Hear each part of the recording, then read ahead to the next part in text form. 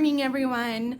Lots of sounds going on in my house this morning, but this has been on my mind since yesterday, so I just wanted to have a little monologue about it, I guess. I feel like I'm talking to people. I can kind of imagine responses.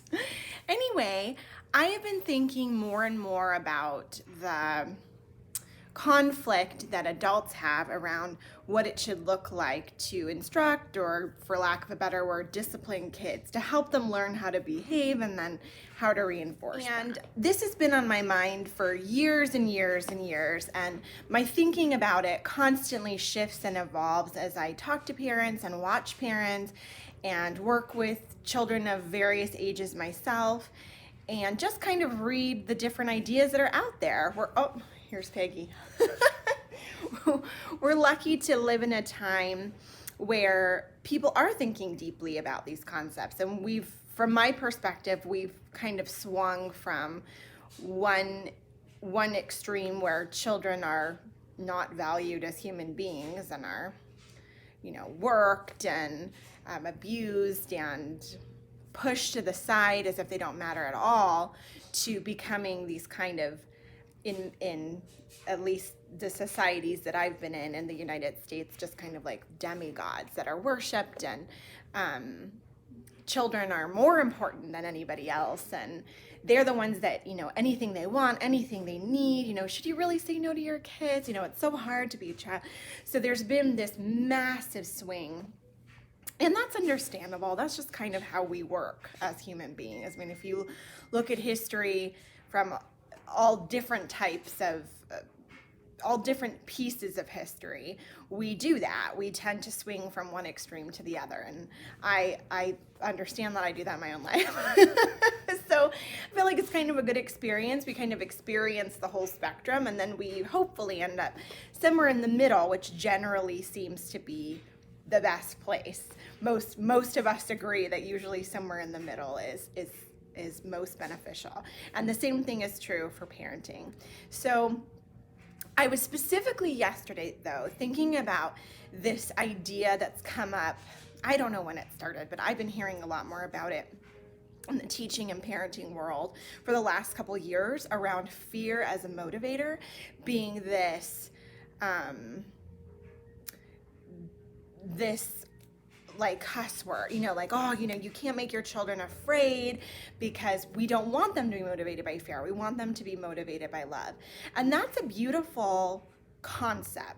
And having the little idealist soul that I do, when I first started hearing about that, that's in line with everything that I believe. I mean, ultimately, when we think about adults, because children will become adults, or just at a different life stage, we want a society that is motivated by thoughtful consideration of others, by their own internal values, which we want to reflect cultural norms like being kind and thinking about others and being considerate and taking care of yourself, but also taking care of others and being responsible and things like that.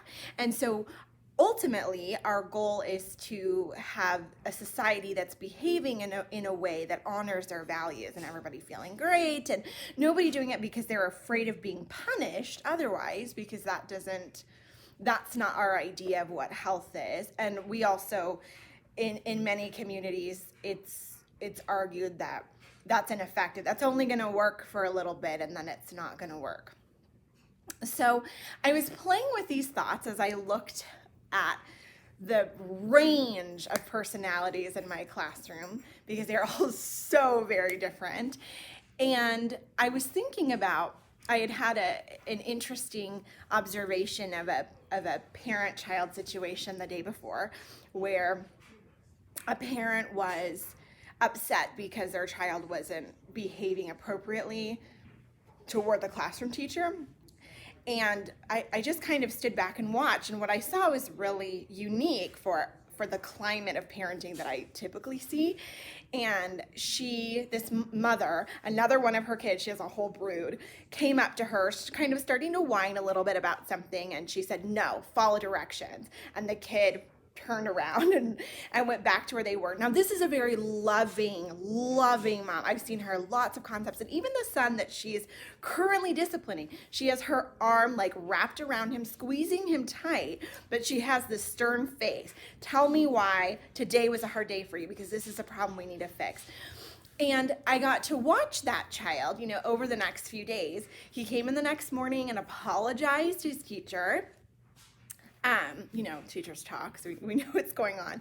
Very sincerely, it wasn't I'm sorry, but he was clearly, well, I'll come back to that. So he apologized to his teacher, and he worked so hard all day. And you could tell through conversations with him, he really did want to do the right thing.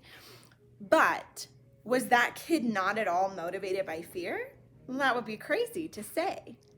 Of course he was motivated partially by fear of losing his parents' approval, whom he worships and adores. They're amazing, strong, loving, kind human beings. Afraid of disappointing his teacher, afraid of not being the type of person he wants to be.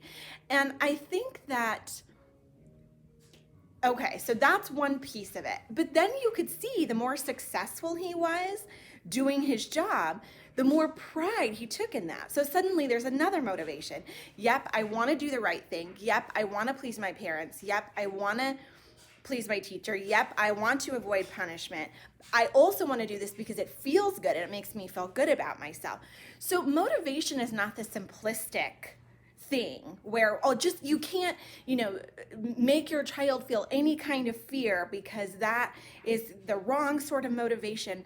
I think that when we approach parents that way, it's really a disservice to them, because quickly they become afraid of saying the wrong thing, doing the wrong thing, and saying no at all or setting boundaries at all, which research has shown time and time again over hundreds of years, not hundreds, over 100 years of parenting research has shown is not beneficial. I think we can all agree that almost all people can agree that having no limits for children does not serve them well.